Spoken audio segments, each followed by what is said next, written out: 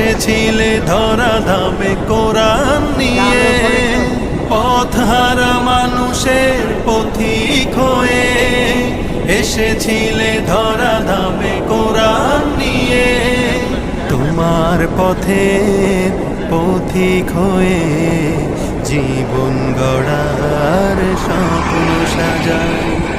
তোমার পথের পথিক হয়ে জীবন গড়ার স্বপ্ন সাজাই।